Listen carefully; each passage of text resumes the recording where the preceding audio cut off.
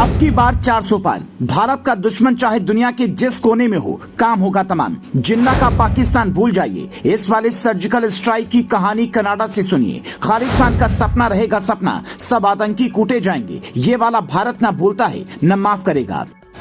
Canadian PM Trudeau ने भारत पर आरोप लगाए हैं और कहा है कि एक्टिविस्ट हरदीप सिंह निज्जर के खात्मे के पीछे भारतीय एजेंसियों का हाथ है। इसको भारत में कैसे पढ़ा जाएगा? मोदी सरकार ने कनाडा में खालिस्तानी आतंकवादी को एलिमिनेट करवाया। इसका मतलब मोदी सरकार देश की सुरक्षा के लिए किसी भी हद तक जाएगी और देश के दुश्मनों को कहीं भी नहीं छोड़ा जाएगा। ये मैसेज देश में जाने का क्या मतलब है जानते हैं?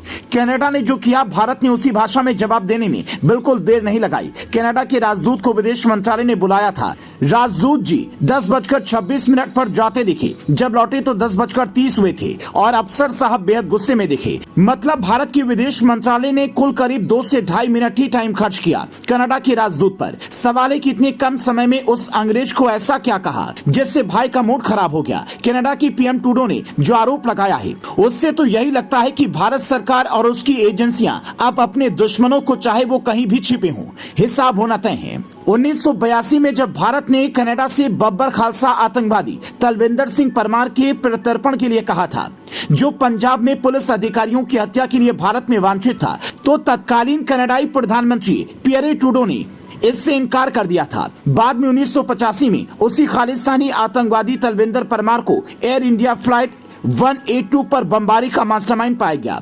जिसमें 268 कनाडाई नागरिकों सहित सभी 329 लोग मारे गए थे, जिससे कनाडा के इतिहास में सबसे खराब आतंकवादी हमले के रूप में भी माना जाता है। कनाडा सरकार से जब भी खालिस्तानी आतंकवादी की बात करते हैं तो उनका एक रटा रटाया जवाब होता है, कनाडा में फ्रीडम ऑफ एक्सप्रेशन है।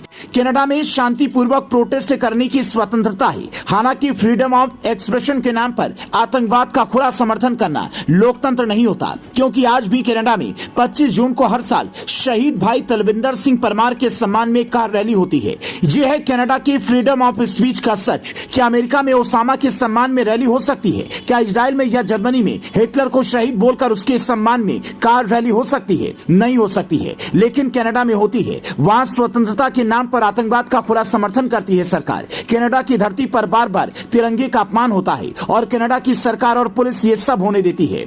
खालिस्तानी एजेंडे को कनाडा की ट्रूडो सरकार सीधा सीधा समर्थन करती है। अपने पिता की गलती से कुछ भी नहीं सीखे कनाडा की पीएम जस्टिन ट्रूडो ने जाने अनजाने में ऐसी गलती कर दी है जिससे दुनिया में यह मैसेज गया है कि अगर भारत के खिलाफ साजिश कोई करता है तो भारतीय एजेंसियां एक्शन जरूर करेंगे, चाहे साजिश करता दुनिया के किसी भी कोने में हो। भारत में जनता के बीच मोदी सरकार की एक दबंग छवि बनेगी, जिसमें देश में ऐसी सरकार है जो भारत की संप्रभुता को चुनौती देने वालों को माफ नहीं करती है। इसी साल 18 जून को खालिस्तान टाइगर फोर्स के प्रमुख हरदीप सिंह निज्जर की कनाडा में अज्ञात लोगों ने हत्या कर दी थी। निज्जर कई लक्षित हत्याओं और बम विस्फोट में शामिल होने के लिए भारत में भी वांछित था।